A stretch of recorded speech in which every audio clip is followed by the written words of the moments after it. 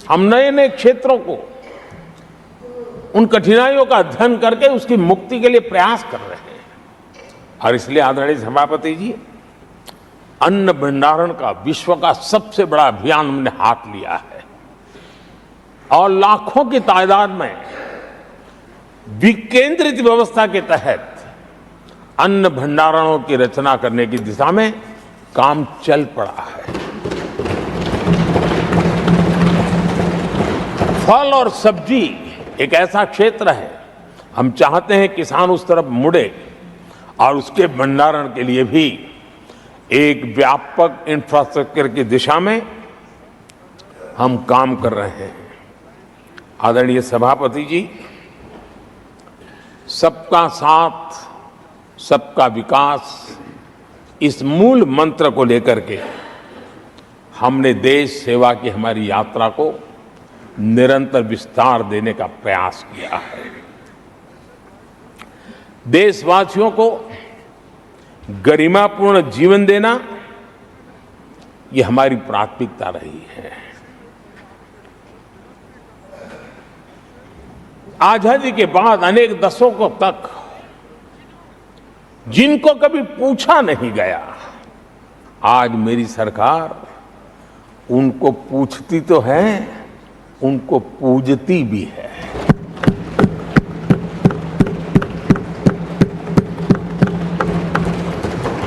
हमारे दिव्यांग भाई बहनों के साथ हमने मिशन मोड में उनकी कठिनाइयों को समझ करके माइक्रो लेवल पर उसको एड्रेस करने का प्रयास किया है और व्यवस्थाएं विकसित करने का प्रयास किया है ताकि वे गरिमापूर्ण जीवन जी सकें और कम से कम किसी का सहारा उनको लेना पड़े, इस दिशा में हमने काम किया है।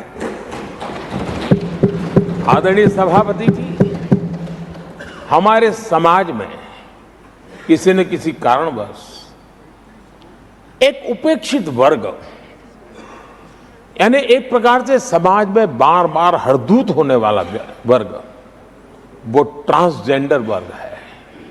हमारी सरकार ने ट्रांसजेंडर साथियों के लिए कानून बनाने का काम किया है और जब पश्चिम की दुनिया के लोग ये सुनते हैं तो उनको भी गर्व होता है। जब भारत इतना प्रोग्रेसिव है, भारत की तरफ बड़े गर्व की नजर से देखा जाता है।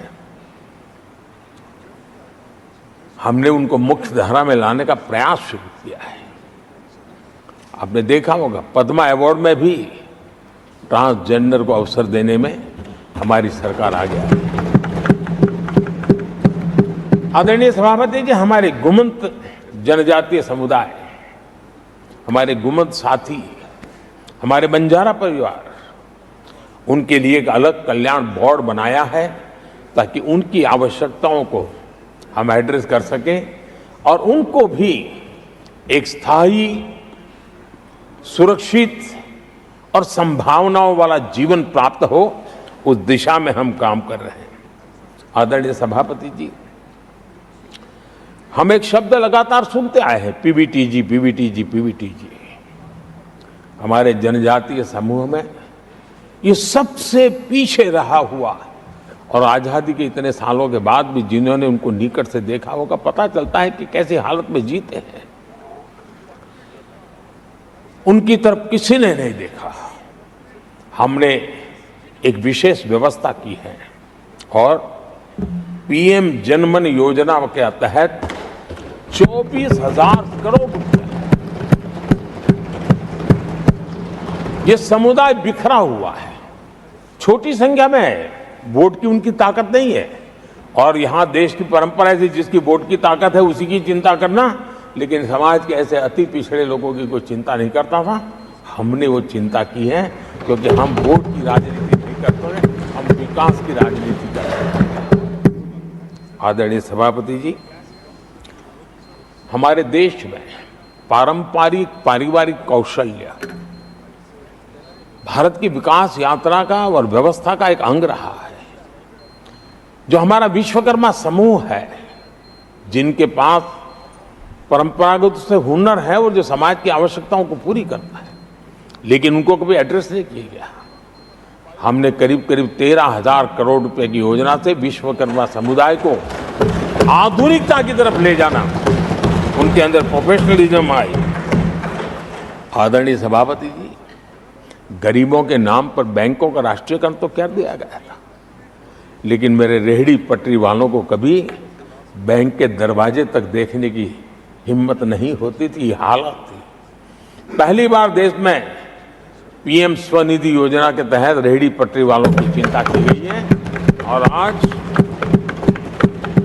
वो ब्याज के कुचक्र से बाहर आकर के अपने परिश्रम से और ईमानदारी से जो रेहड़ी पटरी वालों को बैंकों से लोन मिले हैं, वे लगातार बैंक वाले भी खुश हैं, लेने वाले भी खुश हैं। और जो कल फुटपाथ पर रेहड़ी बैठता था, आज एक छोटी दुकान दिशा में बनाने की दिशा में आगे बढ़ रहा है।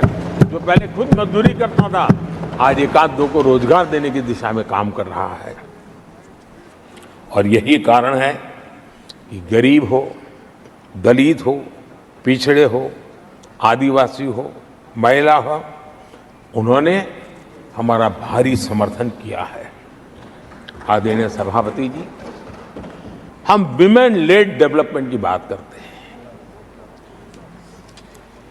दुनिया के प्रगतिशील देशों के लिए भी विमेन डेवलपमेंट तो बहुत स्वाभाविक स्वीकार करते हैं, लेकिन विमेन लेड डेवलपमेंट की बात करते हैं तो उनके भी उत्साह में थोड़ी कमी नजर आती है। ऐसे समय भारत ने नारा नहीं, निष्ठा के साथ विमेन लेड डेवलपमेंट की ओर कदम बढ़ाए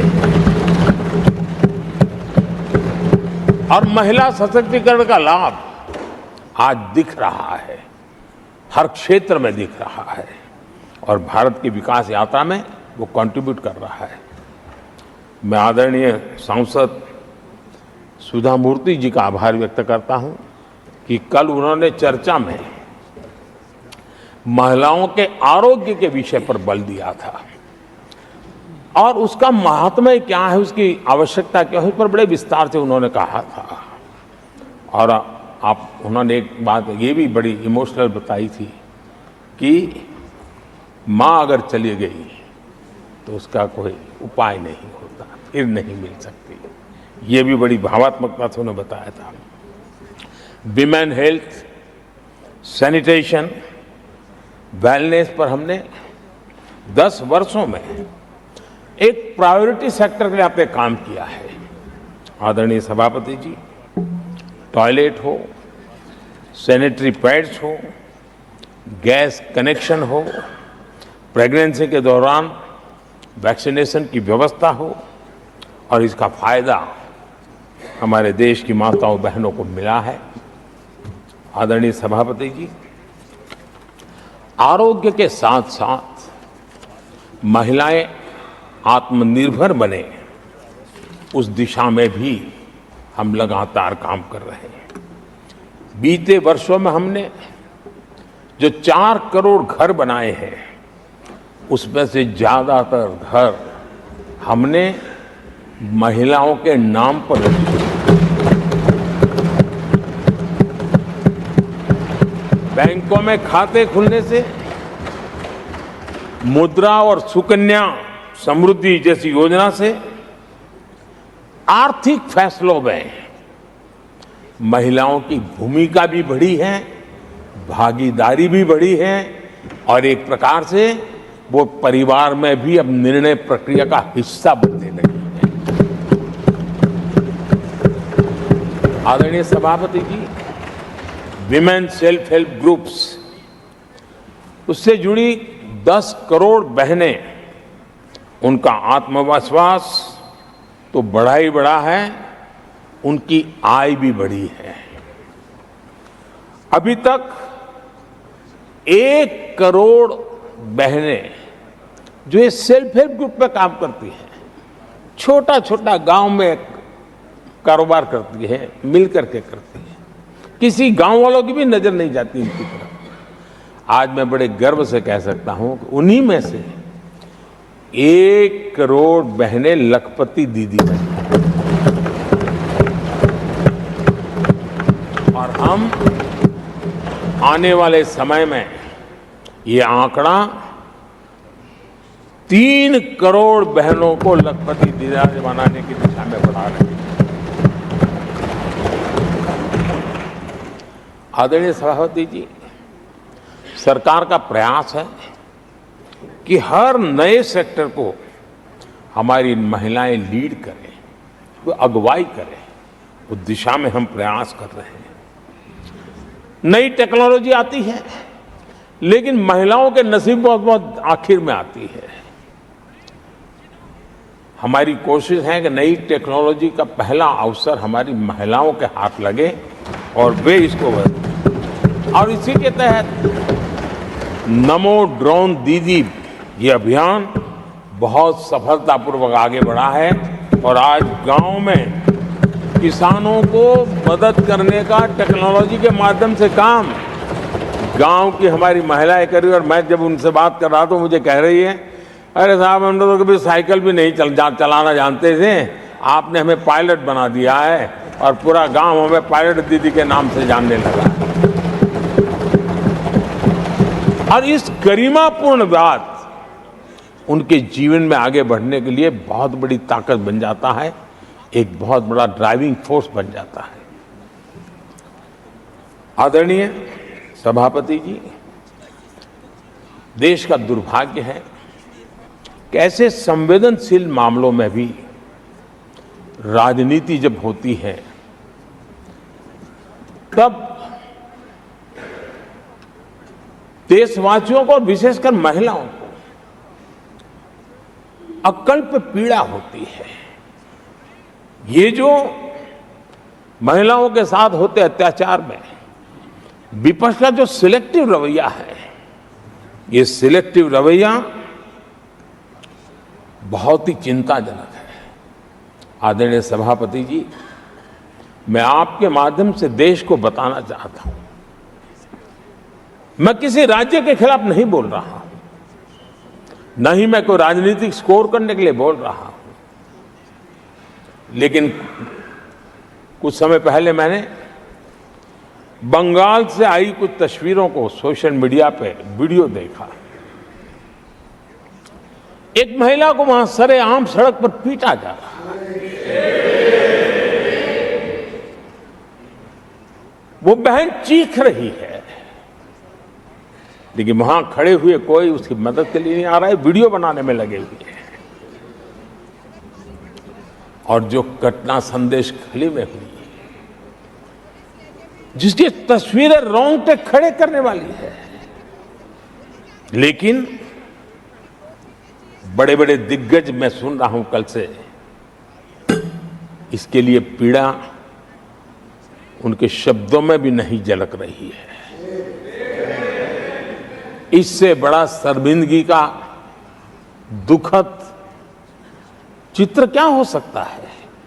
और जो अपने आप को बहुत बड़े प्रगतिशील नारी नेता मानते हैं, वो भी मुंह पे ताले लगा करके बैठ गए, क्योंकि संबंध उनके राजनीतिक जीवन से जुड़े किसी दल से है या उस राज्य से है। और इसलिए आप महिलाओं पर हो रही पीड़ा को चुपचाप हो जाए। आदरणीय सभापति जी, मैं समझता हूं कि जिस प्रकार से दिग्गज लोग भी ऐसी बातों को नजरअंदाज करते हैं, तब देश को तो पीड़ा होती है, हमारी माताओं बहनों को ज्यादा पीड़ा होती है। आदरणीय सभापति जी, राजनीति इतनी सिलेक्टिव हो और जहां उनकी राजनीति को अनुकूल नहीं होता है तो इनको सांप सूंघ जाता है, ये बहुत चिंता का विषय है। आदरणीय सभापति जी, भारत की जनता ने तीसरी बार पूर्ण बहुमत की स्थिर सरकार चुनकर देश में तो स्थिरता और निरंतरता को तो आदेश दिया ही है, लेकिन इस चुनाव के नतीजों ने विश्व को आश्वस्त किया है। आदरणीय सभापति जी,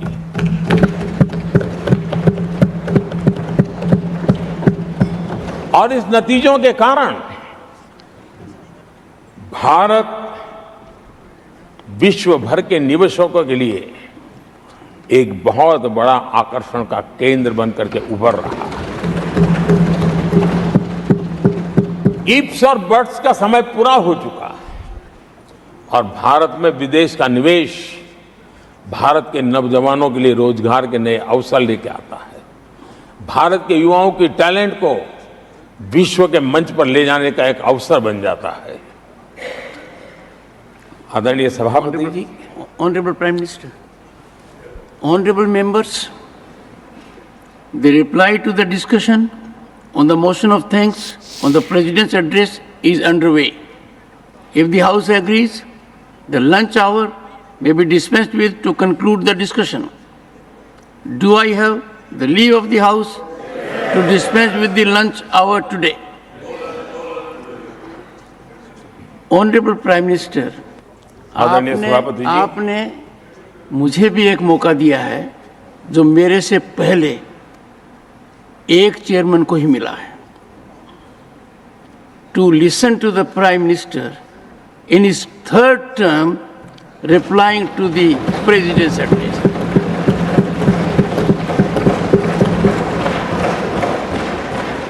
और आपसे इंस्पिरेशन लेकर आप देखिए, टेबल के ऊपर हमने पुरुषों का 1/3 रिजर्वेशन कर दिया है।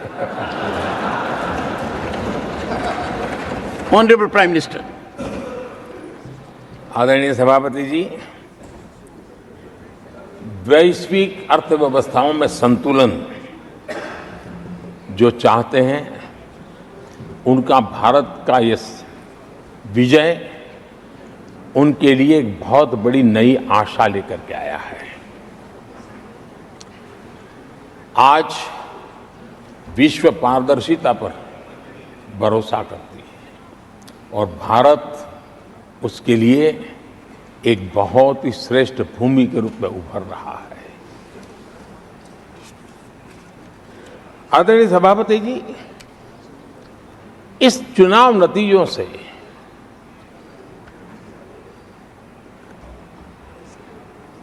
जो कैपिटल मार्केट है उसमें तो उछाल नजर आ ही रहा है, लेकिन दुनिया में भी बहुत बड़ा उमंग और आनंद का माहौल है। तो मैं अपने व्यक्तिगत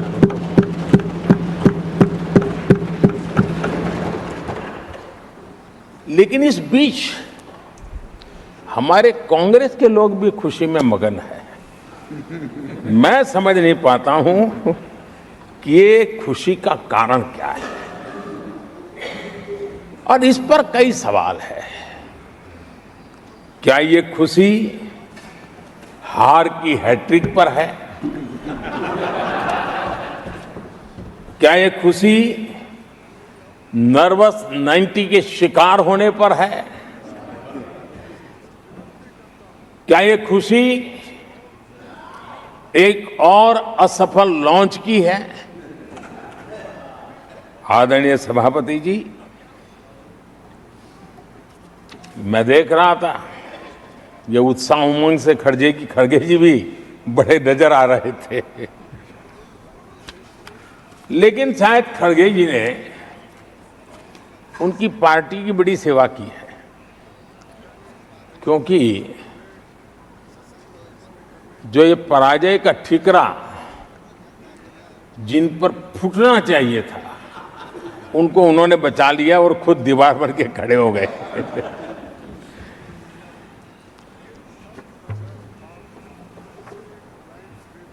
और कांग्रेस का रवैया ऐसा रहा है कि जब जब ऐसी परिस्थिति आती है तो दलित को, पिछड़े को ही ये मार झेलनी पड़ती है और वो परिवार बच निकल जाता है। इसमें भी यही नजर आ रहा है।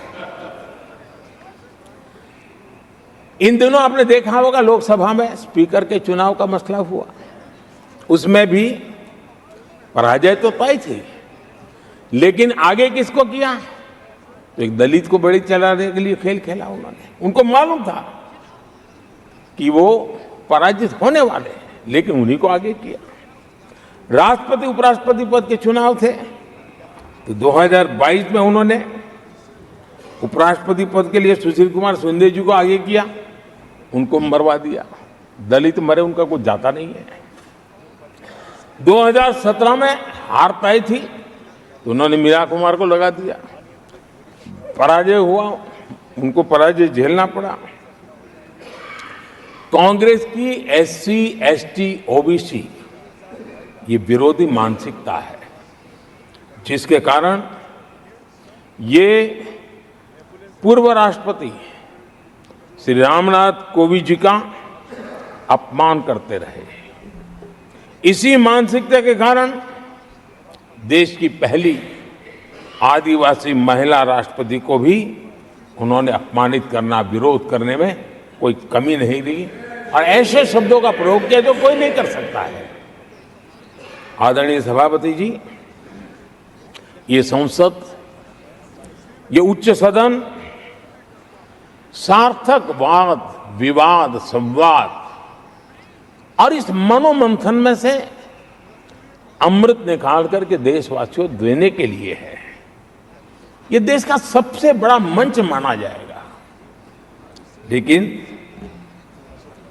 जब मैंने कई वरिष्ठ नेताओं की बातें सुनी पिछले 2 दिन में, सिर्फ मुझे ही नहीं पूरे देश को निराशा हुई है। यहां कहा गया कि ये देश के इतिहास का पहला चुनाव था जिसका मुद्दा संविधान की रक्षा था। मैं जरा उन्हें याद कराना चाहता हूं, क्या अब भी ये फेक नैरेटिव चलाते रहोगे क्या? क्या आप भूल गए 1977 का चुनाव? अखबार बंद थे, रेडियो बंद थे, बोलना भी बंद था और एक ही मुद्दे पर देशवासियों ने वोट किया था, लोकतंत्र की पुनर्स्थापना के लिए वोट किया था। संविधान की रक्षा के लिए पूरे विश्व में इससे बड़ा कभी चुनाव नहीं हुआ है और भारत के लोगों की रगों में लोकतंत्र किस प्रकार से जीवित है वो 1977 के चुनाव ने दिखा दिया। लेकिन आप गुमराह कर रहे हो देश को। मैं मानता हूं कि संविधान की रक्षा का वो सबसे बड़ा चुनाव था और उस समय देश की विवेक बुद्धि ने संविधान की रक्षा के लिए उस समय सत्ता पर बैठे हुए लोगों को उखाड़ करके फेंक दिया था। और इस बार अगर संविधान की रक्षा का चुनाव था तो देशवासियों ने संविधान की रक्षा के लिए हमें योग्य पाया है। संविधान की रक्षा के लिए देशवासियों को हम पर भरोसा है। कहां अगर संविधान की रक्षा कोई कर सकता है तो यही लोग कर सकते हैं और देशवासियों ने हमें जनादेश दिया है। आदरणीय सभापति जी,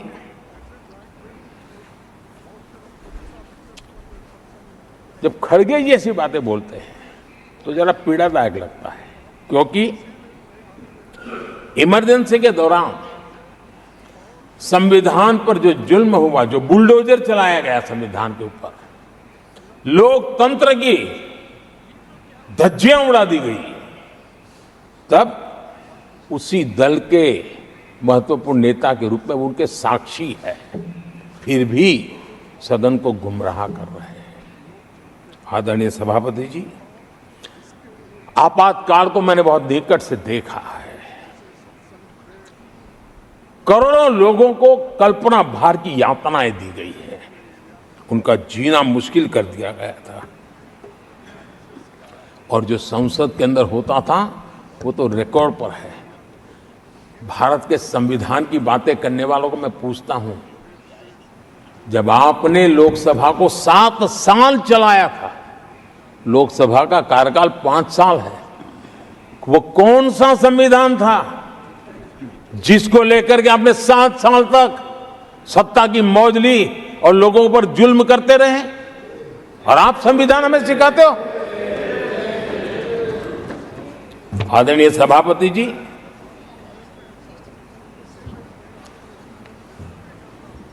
दर्जनों आर्टिकल्स पर,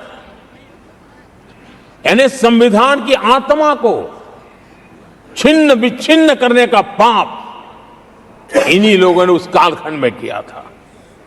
38वां, 39वां और 42वां संविधान संशोधन, और उस संशोधन में यानी मिनी कॉन्स्टिट्यूशन यानी मिनी कॉन्स्टिट्यूशन के रूप में कहा जाता था।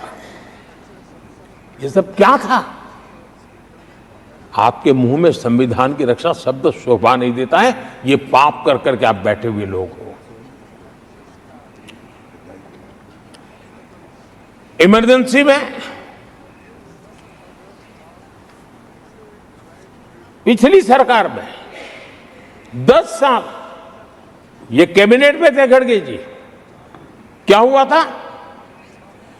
प्रधानमंत्री संवैधानिक पद है, प्रधानमंत्री के पद के ऊपर एनएसी बैठ जाना, ये कौन से संविधान में से लाए थे व्यवस्था?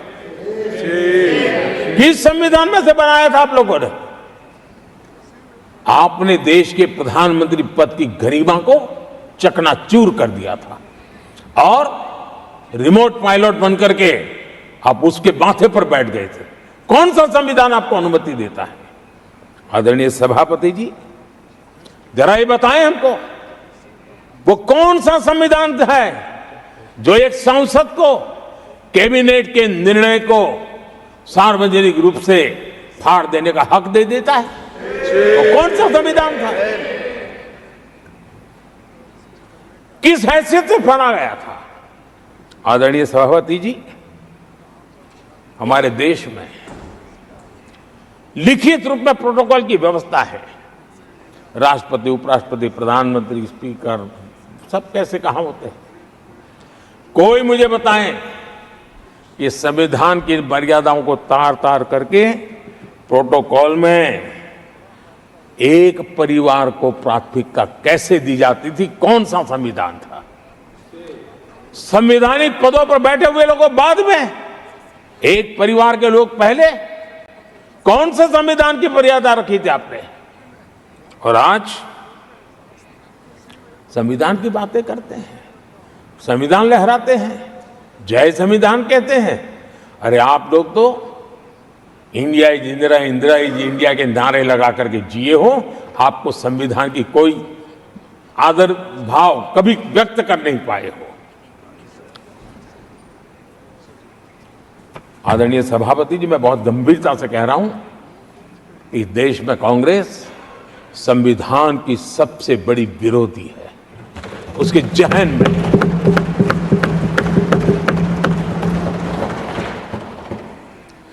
आदरणीय सभापति जी, इस पूरी चर्चा के दरमियान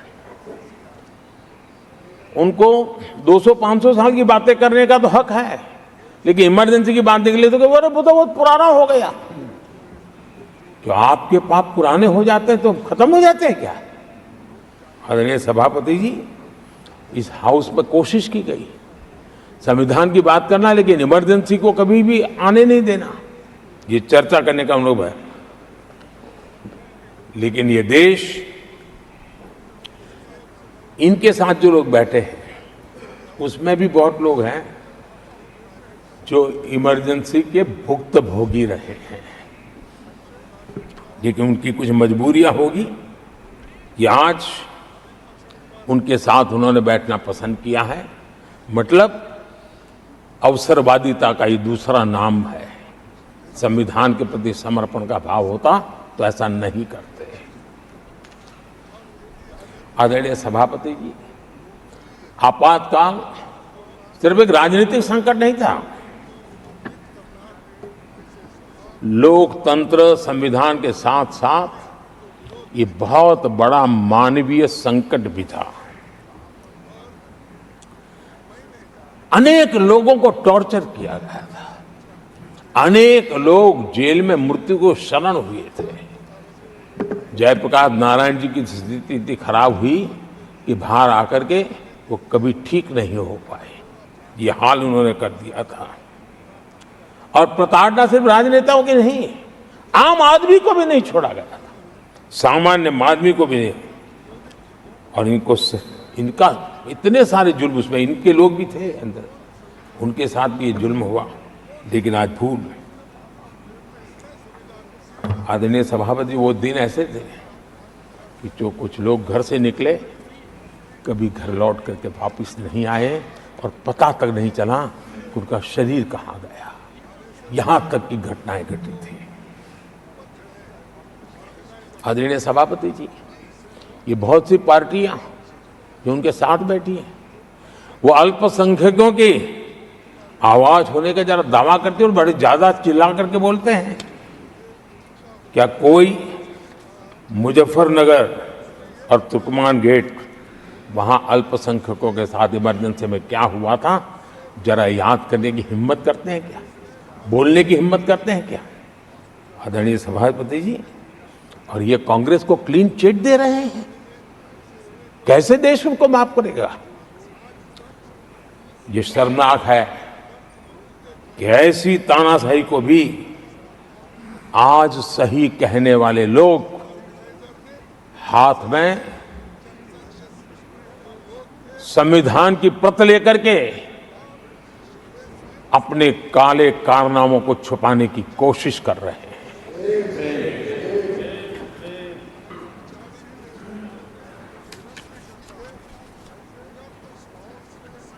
आदरणीय सभापति जी,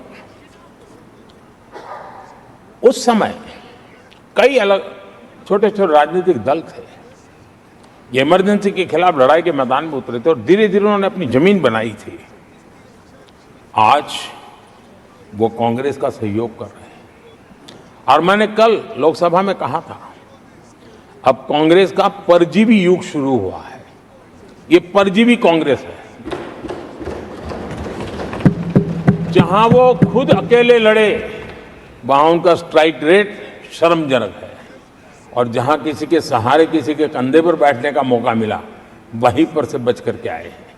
देश की जनता ने आज भी उनको स्वीकार नहीं किया है, वो किसी की आड़ में आए हैं। ये कांग्रेस परजीवी है, किसी और के कारण सहयोगी दलों के वोट खा करके वो जरा फली फूली है ऐसा दिखता है। और कांग्रेस का परजीवी होने का कारण उनके अपने कारनामों से है। वो देश की जनता का विश्वास नहीं लेता है, वो जोड़ तोड़ करके बचने का रास्ता खोज रहे हैं।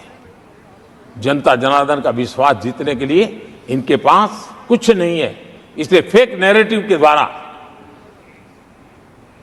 फेक वीडियो के द्वारा देश को भ्रमित करके, गुमराह करके अपने कारनामे करने की आदत है। आदरणीय सभापति जी, इस सदन में, ये उच्च सदन है,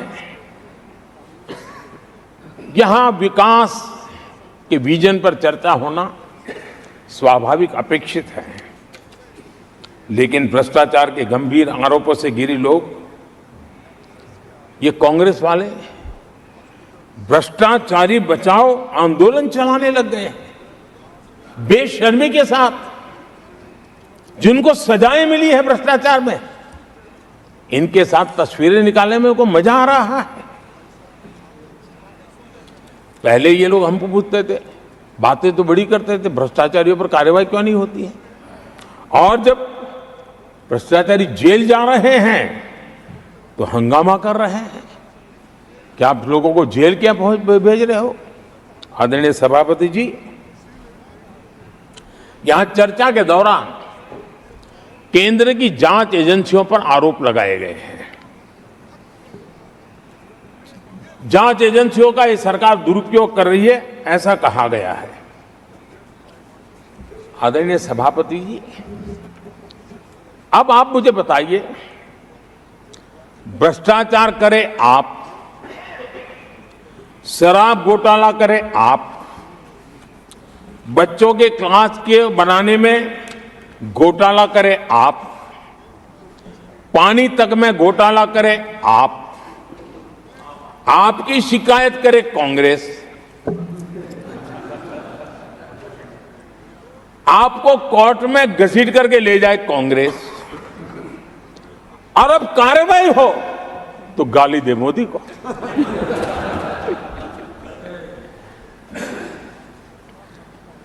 और अब आपस में जरा साथी बन गए हैं लोग, और हिम्मत है तो सदन में खड़े होकर के जवाब मांगो।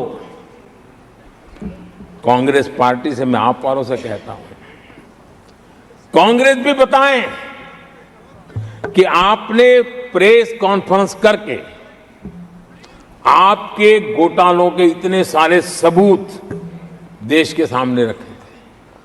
कांग्रेस ने प्रेस कॉन्फ्रेंस की थी, इन्हीं लोगों के खिलाफ की थी। अब ये बताएं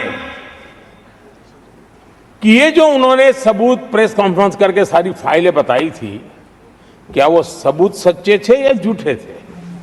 दोनों एक दूसरे को खोल करके रख देंगे। आदरणीय सभापति जी, मुझे विश्वास है ऐसी चीजों का जवाब देने की उनके अंदर हिम्मत नहीं है। आदरणीय सभापति जी, ये ऐसे लोग हैं जिनका डबल स्टैंडर्ड है, दोहरा रवैया है। और मैं देश को बार बार ये बात याद दिलाना चाहता हूं, ये कैसा दोगलापन चल रहा है। ये लोग दिल्ली में एक मंच पर बैठ करके जांच एजेंसियों पर आरोप लगाते हैं, भ्रष्टाचारियों को बचाने के लिए रैलियां करते हैं, और केरला में उनके शहजादे, उन्हीं के केरल के एक मुख्यमंत्री जो उनके गठबंधन के साथी हैं, उनको जेल भेजने की अपील करते हैं और भारत सरकार को कहते हैं कि इस मुख्यमंत्री को जेल भेज दो। दिल्ली में ईडी सीबीआई की कार्रवाई उस पर हाय तौबा करते हैं और वही लोग उसी एजेंसी से केरल के मुख्यमंत्री को जेल भेजने की बात करते हैं, शहजादे। तब लोगों के मन में सवाल उठता है कि इसमें भी दोगलापन। आदरणीय सभापति जी, छत्तीसगढ़ में कांग्रेस सरकार के मुख्यमंत्री के साथ शराब घोटाला जुड़ा। यही आप पार्टी वाले चीख चीख करके कहते थे कि ईडी सीबीआई को लगा दो और इस मुख्यमंत्री को जेल में डाल दो, खुलेआम कहते थे। और ईडी ये काम करे इसके लिए गुजारिश करते थे। उनको तब ईडी बहुत प्यारा लगता है। आदरणीय सभापति जी, ये आज जो लोग जांच एजेंसियों को बदनाम कर रहे हैं, हल्ला मचा रहे हैं, मैं जरा उनकी याददाश्त पर जोर डालना चाहिए, मैं ऐसा उनका आग्रह करता हूं। जांच एजेंसियों का पहले दुरुपयोग कैसे होता था, कौन करता था, मैं जरा बताना चाहता हूं। मैं कुछ बयान आपके सामने रखता हूं। ये पहला बयान है 2013 का। बयान क्या है? कांग्रेस से लड़ना आसान नहीं है, जेल में डाल देगी, सीबीआई पीछे लगा देगी। कांग्रेस सीबीआई व इनकम टैक्स का भय दिखा करके समर्थन लेती है। ये स्टेटमेंट किसका है? ये बयान है स्वर्गीय मुलायम सिंह जी का। कांग्रेस एजेंसियों का कैसा दुरुपयोग करता है, ये मुलायम सिंह जी ने कहा था। और यहां इस सदन के माननीय सदस्य रामगोपाल जी को मैं जरा पूछना चाहता हूं कि रामगोपाल जी, क्या नेताजी कभी झूठ बोलते थे क्या? नेताजी तो सच बोलते थे। आदरणीय सभापति जी, मैं रामगोपाल जी को ये भी कहा जरा भतीजे को भी बताएं, क्योंकि उनको भी याद दिलाए कि राजनीति में कदम रखते ही भतीजे पर सीबीआई का फंदा लगाने वाले कौन थे, जरा याद दिला दें उनको, पता चलेगा। आदरणीय सभापति जी, मैं एक और बयान पढ़ता हूं, ये भी साल 2013 का है। The Congress had used the CBI to strike political bargains with many parties. और कौन कहते हैं? उनके कॉमरेड श्रीमान प्रकाश करात जी ने ये कहा हुआ है, 2013 में कहा। एजेंसियों का कौन दुरुपयोग करता था? एक और महत्वपूर्ण स्टेटमेंट में पढ़ता हूं। और मैं याद दिलाना चाहता हूं स्टेटमेंट क्या है कि सीबीआई पिंजरे में बंद तोता है जो मालिक की आवाज में बोलता है। ये किसी राजनीतिक व्यक्ति का बयान नहीं है, ये हमारे देश की सुप्रीम कोर्ट ने यूपीए सरकार के समय कहा हुआ बयान है। एजेंसियों का दुरुपयोग कौन करता था, इसके जीते जागते सबूत आज मौजूद है। आदरणीय सभापति जी, भ्रष्टाचार के विरुद्ध लड़ाई ये मेरे लिए चुनाव हार जीत का तराजू नहीं है। मैं चुनाव हार जीत के लिए, भ्रष्टाचार के लिए लड़ाई नहीं लड़ रहा हूं। ये मेरा मिशन है, ये मेरा कन्विक्शन है और मैं मानता हूं कि भ्रष्टाचार एक ऐसी दिमक है जिसने देश को खोखला कर दिया है। इस देश को भ्रष्टाचार से मुक्ति दिलाने के लिए, भ्रष्टाचार के प्रति सामान्य मानव के मन में नफरत पैदा करने के लिए मैं जी जान से जुटा हुआ हूं और मैं इस पवित्र कार्य मानता हूं। 2014 में जब हमारी सरकार बनी तो हमने दो बड़ी बातें कही थी।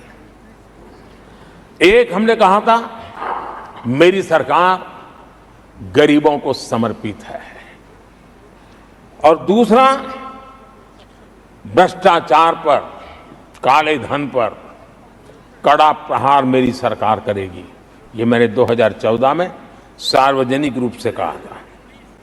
इसी ध्येय को लेकर के एक तरफ गरीबों के कल्याण के लिए विश्व की सबसे बड़ी कल्याण योजना हम चला रहे हैं, गरीब कल्याण योजना चला रहे हैं। दूसरी तरफ भ्रष्टाचार के विरुद्ध नए कानून, नई व्यवस्थाएं, नए तंत्र हम विकसित कर रहे हैं। हमने भ्रष्टाचार निवारण अधिनियम 1988 उसमें संशोधन किया। हमने काले धन के खिलाफ एक नया कानून बनाया। बेनामी संपत्ति को लेकर हम नया कानून लेकर के आए। इन कानूनों से भ्रष्ट अधिकारियों पर भी कार्रवाई हो गई, लेकिन लीकेज हटाने के लिए हमने सकारात्मक रूप से गवर्नमेंट में भी बदलाव लाया। हमने डायरेक्ट बेनिफिट ट्रांसफर पर बल दिया। हमने डिजिटल टेक्नोलॉजी का भरपूर उपयोग किया है और तभी आज हर लाभार्थी तक उसके हक का फायदा तुरंत सीधा पहुंच रहा है। एक नए पैसे का लीकेज नहीं होता है। ये हमारी भ्रष्टाचार के खिलाफ लड़ाई का पहलू है। और जब सामान्य नागरिक को ये व्यवस्थाएं मिलती है तब उसका लोकतंत्र पे भरोसा बढ़ता है, उसको सरकार में अपनापन महसूस होता है, और जब अपनापन महसूस होता है ना, तब तीसरी बार बैठने का मौका मिलता है। आदरणीय सभापति जी,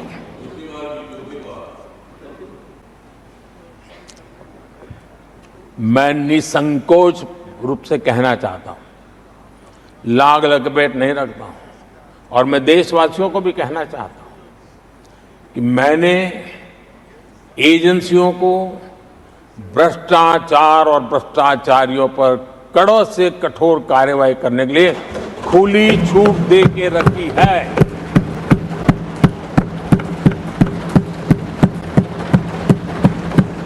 सरकार कहीं पर भी टांग नहीं अड़ाएगी। हां, वो ईमानदारी से काम करे, ईमानदारी के लिए काम करे, ये मेरी सूचना है। और आदरणीय सभापति जी, मैं फिर देशवासियों को कहना चाहता हूं, कोई भी भ्रष्टाचारी कानून से बच करके नहीं निकलेगा, ये मोदी की गारंटी है। आदरणीय सभापति जी, राष्ट्रपति जी ने अपने संबोधन में पेपर लीक को एक बड़ी समस्या बताया है। मेरी अपेक्षा थी कि सारे दल दलीय राजनीति से ऊपर उठकर इस पर अपनी बात रखते हैं। लेकिन दुर्भाग्य से इतना संवेदनशील महत्वपूर्ण मुद्दा भी, मेरे देश के नौजवानों के भविष्य के साथ जुड़ा मुद्दा भी इन्होंने राजनीति के भेंट चढ़ा दिया। इससे बड़ा दुर्भाग्य क्या हो सकता है। मैं देश के नौजवानों को आश्वस्त करता हूं कि आपको धोखा देने वालों को ये सरकार छोड़ने वाली नहीं है। मेरे देश के नौजवानों के भविष्य के साथ खिलवाड़ करने वालों को सख्त से सख्त सजा मिले, इसके लिए एक के बाद एक एक्शन लिए जा रहे हैं। संसद में इन गड़बड़ियों के खिलाफ सख्त कानून भी हमने बनाया है। हम पूरी सिस्टम को मजबूती दे रहे हैं कि भविष्य में मेरे देश के नौजवानों को आशंका भरी स्थिति में भी रहना न पड़े। पूरे विश्वास के साथ वो अपने सामर्थ्य को प्रदर्शित करें और अपने हक का प्राप्त करें। इस बात को लेकर के हम काम कर रहे हैं। आदरणीय सभापति जी, यहां कुछ आरोप लगाने की फैशन है, लेकिन कुछ आरोप ऐसे उसके जवाब घटनाएं खुद दे देती है और प्रत्यक्ष को प्रमाण की कोई जरूरत नहीं होती है। जम्मू कश्मीर में हाल में हुए लोकसभा चुनाव में मतदान के जो आंकड़े हैं वो पिछले 4 दशक के रिकॉर्ड को तोड़ने वाले हैं। और इसको सिर्फ कोई घर से गया बटन दबा के आया इतना नहीं है, भारत के संविधान को स्वीकृति देते हैं, भारत के लोकतंत्र को स्वीकृति देते हैं, भारत के इलेक्शन कमीशन को स्वीकृति देते हैं। ये बहुत बड़ी सक्सेस है आदरणीय सभापति। देशवासी जिस पल की प्रतीक्षा करते थे वो आज इतनी सहज सरलता के सामने दिख रही है। आदरणीय सभापति, बीते अनेक दशकों में बंद, हड़ताल, आतंकी धमकियां, इधर उधर बम धमाके की कोशिशें एक प्रकार से लोकतंत्र पर ग्रहण बनी हुई थी। आज इस बार लोगों ने संविधान पर अटूट विश्वास रखते हुए अपने भाग्य का फैसला लिया है। मैं जम्मू कश्मीर के मतदाताओं को विशेष रूप से बधाई देता हूं। आदरणीय सभापति जी, जम्मू कश्मीर में आतंकवाद से हमारी लड़ाई एक प्रकार से अंतिम दौर पर है, अंतिम चरण में है। आतंक के बचे हुए नेटवर्क को भी हम सख्ती से नेस्त नाबूद करने के लिए पूरी व्यूहरचना के साथ आगे बढ़ रहे हैं। बीते 10 वर्षों में पहले की तुलना में आतंकी घटनाओं में बहुत गिरावट आई है। अब पत्थरबाजी की खबरें भी शायद ही किसी कोने में एक आध बार आ जाए तो आ जाए। अब जम्मू कश्मीर में आतंक और अलगाव खत्म हो रहा है और इस लड़ाई में जम्मू कश्मीर के नागरिक हमारी मदद कर रहे हैं, नेतृत्व कर रहे हैं। ये सबसे ज्यादा विश्वास पैदा करने वाली बात है। आज वहां टूरिज्म नए रिकॉर्ड बना रहा है, निवेश बढ़ रहा है। आदरणीय सभापति जी, आज क्योंकि उनकी जो चुनावी हिसाब किताब होता है, नॉर्थ ईस्ट से इतनी ही लोकसभा की सीटें हैं, क्या उससे राजनीति में फर्क पड़ता है? कभी कोई परवाही नहीं, उसे उनके नसीब पर छोड़ दिया था। हम नॉर्थ ईस्ट को आज देश के विकास का एक सशक्त इंजन बनाने की और हम ताकत से लगे। नॉर्थ ईस्ट पूर्वी एशिया के साथ ट्रेड, टूरिज्म और कल्चरल कनेक्टिविटी उसका गेटवे बन रहा है। और ये जो कहते हैं ना 21वीं सदी भारत की सदी, उसमें ये इनिशिएटिव बहुत बड़ा रोल प्ले करने वाला है। ये हमें स्वीकार करना है। आदरणीय सभापति जी, हमने नॉर्थ ईस्ट में गत 5 वर्ष में जो काम किया है, और अगर पुराने कांग्रेस के हिसाब से साथ उसको अगर तुलना कर दी जाए, हमने जितना काम 5 साल में किया है, इतना अगर उनको करना होता ना तो कम से कम 20 साल लग जाते, एक पीढ़ी और चली जाती। हमने इतना तेजी से काम किया है। आज नॉर्थ ईस्ट की कनेक्टिविटी उसके विकास का मूलभूत आधार है, उसको हमने प्राथमिकता दी है। और आज भूतकाल के सारे इंफ्रास्ट्रक्चर से कई गुना आगे हम निकल चुके हैं और हमने उसको करके दिखाया है। आदरणीय सभापति जी, नॉर्थ ईस्ट में स्थायी शांति के लिए 10 वर्षों में अनेक प्रयास किए गए हैं और निरंतर प्रयास किए गए हैं। बिना रुके, बिना थके, हर एक को विश्वास में लेते हुए में प्रयास किए गए हैं। और उसकी चर्चा कम हुई है देश में, लेकिन परिणाम बहुत ही आशा पैदा करने वाले निकले हैं। राज्यों के बीच सीमा विवाद संघर्षों को जन्म देता रहा है और आजादी से अब तक ये निरंतर चलता रहा है। हमने राज्यों को साथ बिठा करके सहमति के साथ जितने सीमा विवाद खत्म कर सकते हैं, एक के बाद एक अकॉर्ड करते करते जा रहे हैं। रिकॉर्डेड है, सहमति की रिकॉर्ड है। और उसके लिए जो सीमाओं में किसी को उधर जाना है, किसी को यहां आना है, कहीं रेखा यहां बनानी, कहीं रेखा वहां, वो सारे काम कर चुके हैं। आदरणीय सभापति जी, ये नॉर्थ ईस्ट की बहुत बड़ी सेवा है।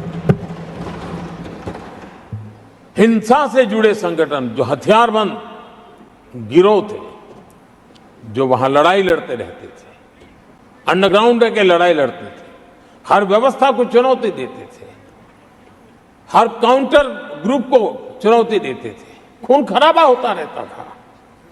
आज उनको साथ लेकर के स्थायी समझौते हो रहे हैं, शस्त्र सरेंडर हो रहे हैं।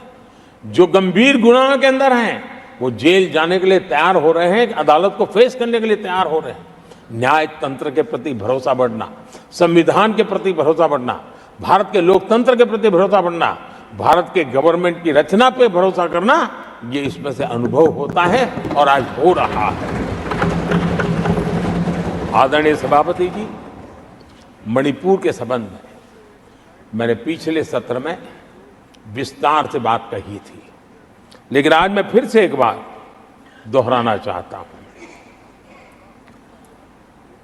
मणिपुर की स्थिति सामान्य करने के लिए सरकार निरंतर प्रयासरत है। वहां जो कुछ भी घटनाएं घटी, 11,000 से ज्यादा एफआईआर की गई है। मणिपुर छोटा सा राज्य है, 11,000 एफआईआर की गई है। 500 से ज्यादा लोग अरेस्ट हुए हैं। आदरणीय सभापति जी, इस बात को भी हमें स्वीकार करना होगा कि मणिपुर में लगातार हिंसा की घटनाएं कम होती जा रही है। इसका मतलब शांति का आशा रखना, शांति पे भरोसा करना संभव हो रहा है। आज मणिपुर के अधिकांश हिस्सों में आम दिनों की तरह स्कूल चल रहे हैं, कॉलेज चल रहे हैं, दफ्तर और दूसरे संस्थान खुले रहे हैं। आदरणीय सभापति जी, मणिपुर में भी जैसे देश के अन्य भागों में परीक्षाएं हुई, वहां भी परीक्षाएं हुई हैं और बच्चों का अपनी विकास यात्रा जारी रखी है।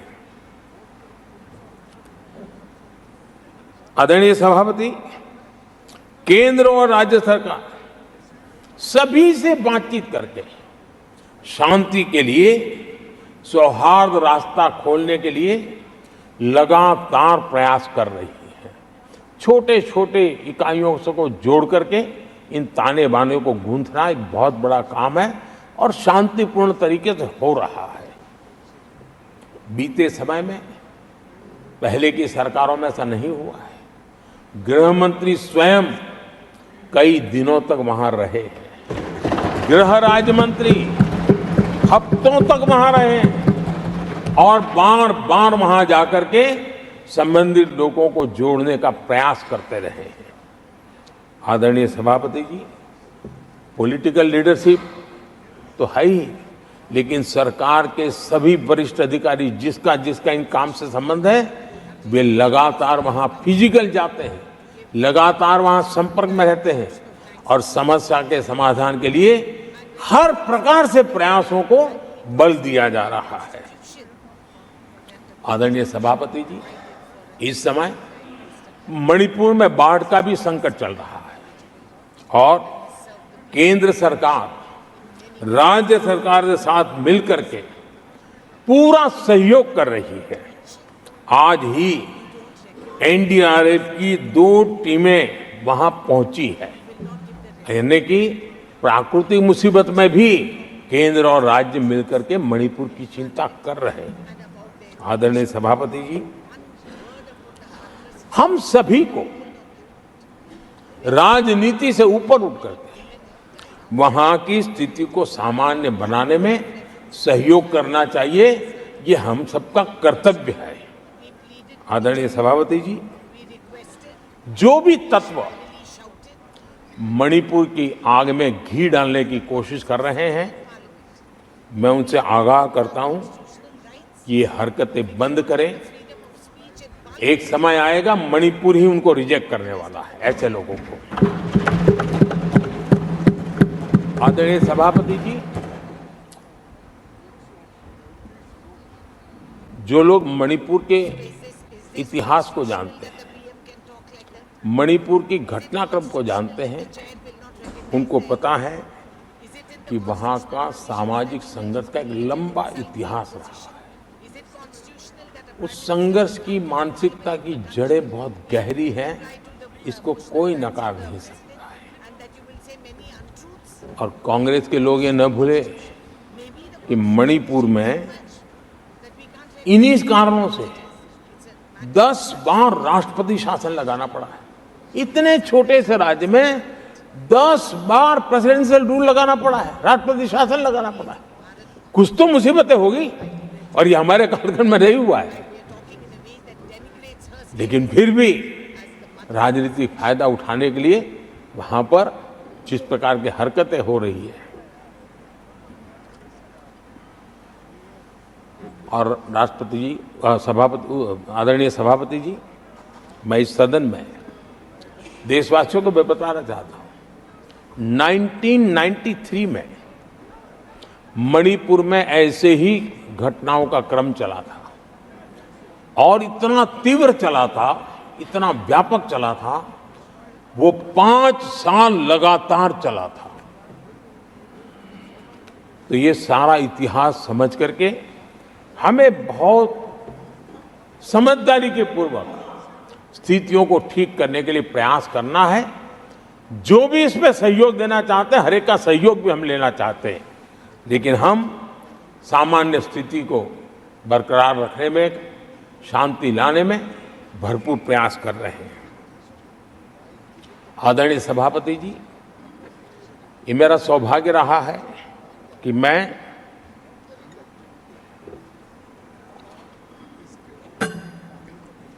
प्रधानमंत्री प्रधान सेवक के रूप में यहां आया।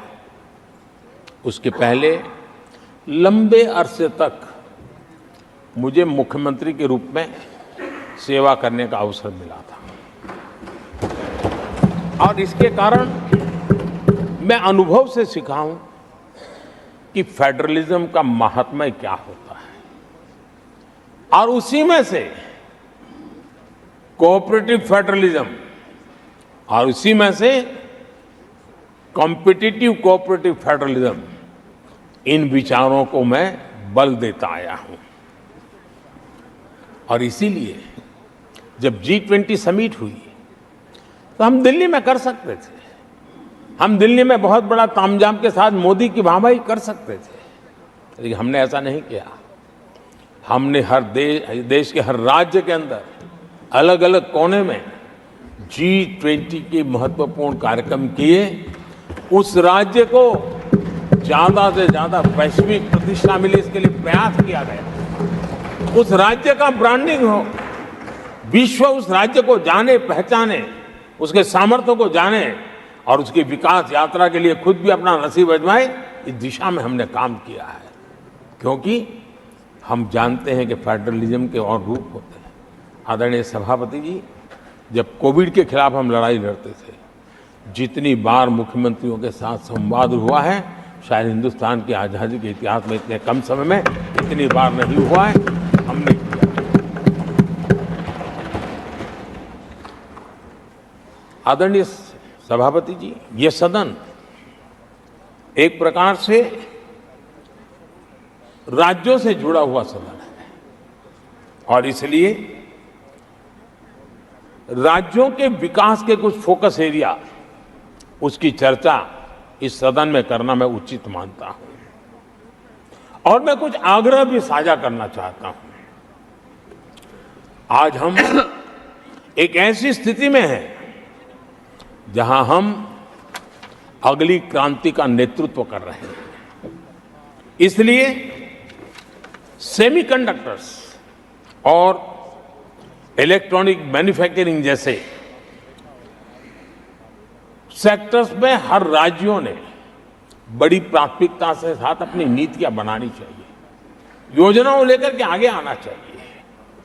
और मैं चाहता हूं कि राज्यों के बीच विकास की स्पर्धा हो, निवेश आकर्षण करने वाली नीतियों में स्पर्धा हो, और वो भी गुड गवर्नेंस के माध्यम से हो, स्पष्ट नीतियों के माध्यम से हो।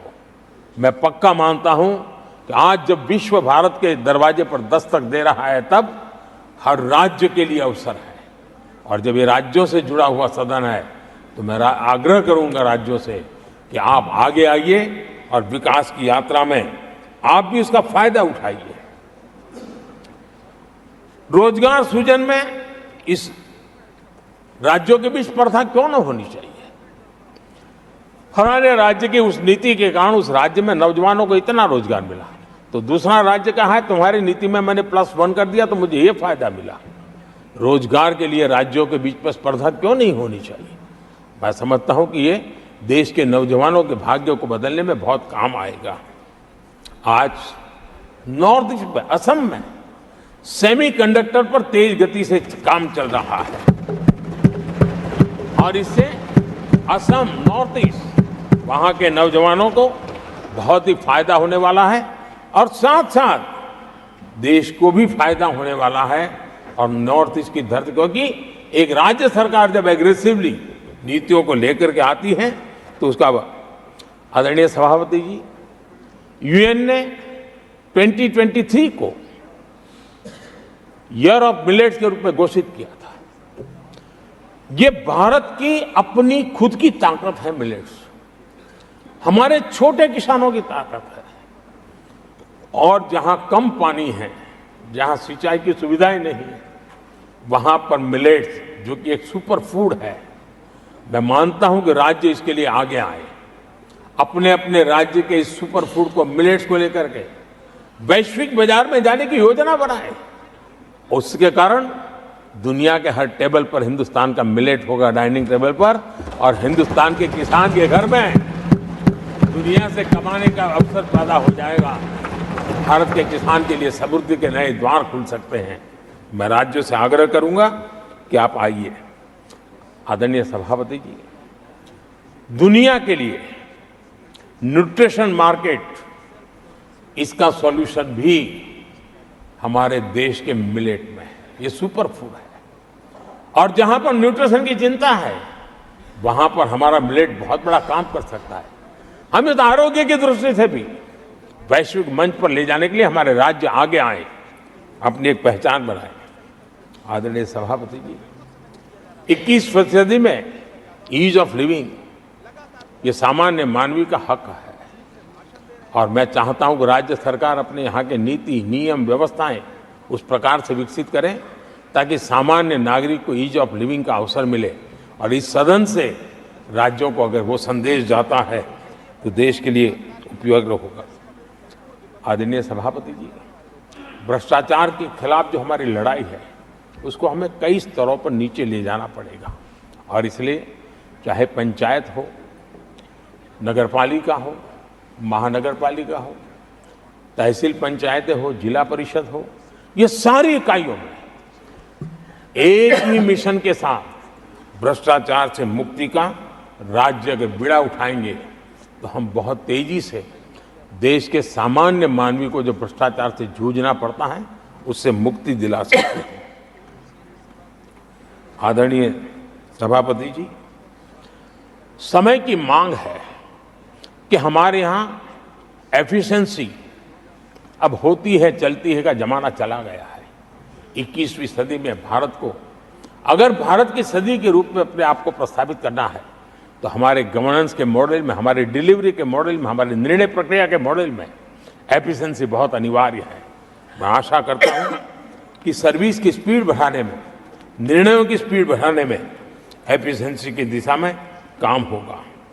और जब इस प्रकार से काम होते हैं तो ट्रांसपेरेंसी भी आती है, इफ्स एंड बर्ड्स भी नहीं रहते हैं और सामान्य मानवीय के हकों की रक्षा भी होती है और ईज ऑफ लिविंग इसका एहसास हर नागरिक कर सकता है।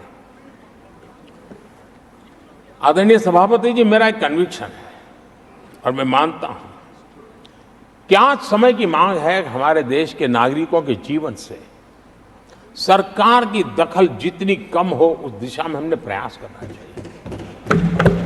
रोजमर्रा की जिंदगी में सरकार सरकार सरकार, अब हम उस दिशा में जा रहे हैं। तब हाँ, जिनको सरकार की जरूरत है, जिनके जीवन में सरकार की उपयोगिता आवश्यकता है, उनके जीवन में सरकार का अभाव नहीं होना चाहिए। लेकिन जो अपने बलबूते पर जीवन को आगे बढ़ाना चाहते हैं, सरकार का प्रभाव उनके रोकने का प्रयास न करें। और इसलिए सरकार की दखल जितनी कम हो वैसी समाज और सरकार की व्यवस्थाओं को विकसित करने के लिए मैं राज्यों से आग्रह करता हूं कि आप आगे आइए। आदरणीय सभापति जी, क्लाइमेट चेंज के कारण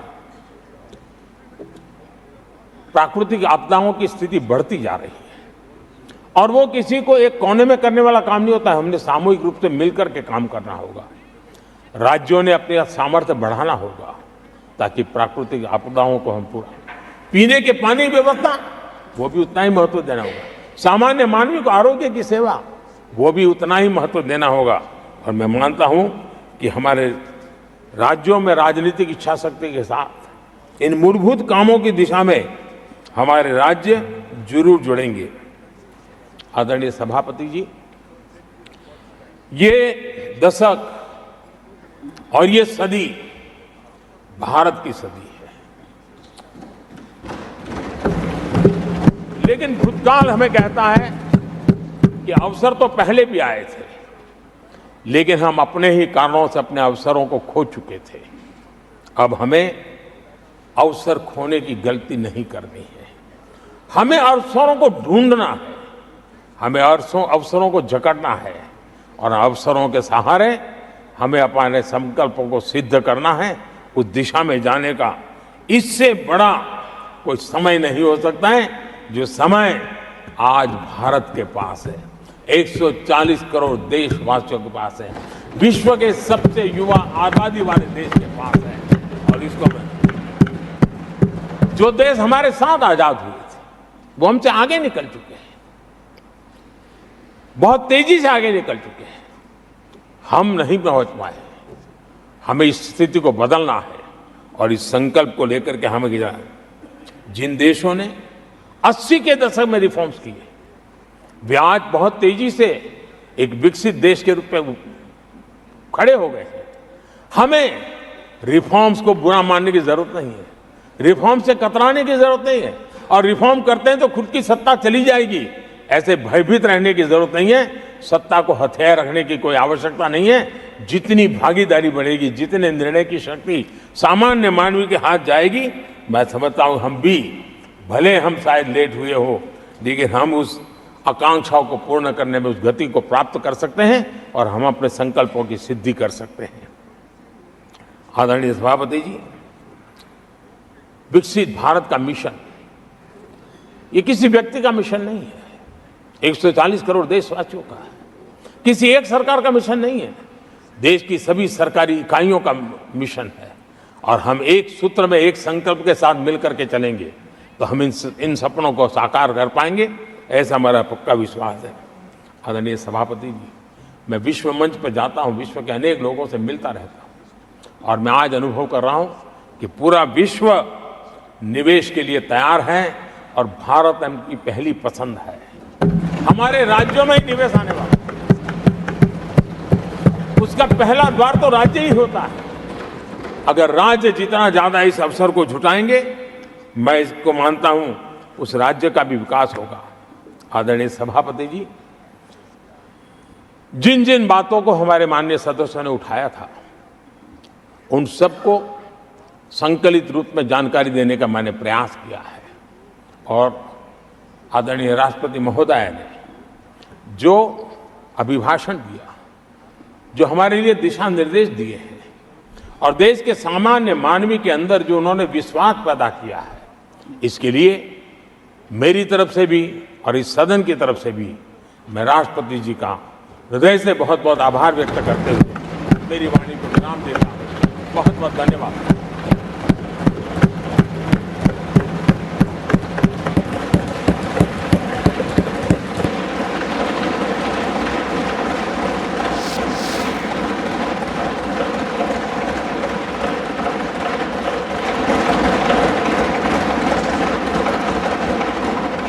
I shall now put the motion to vote.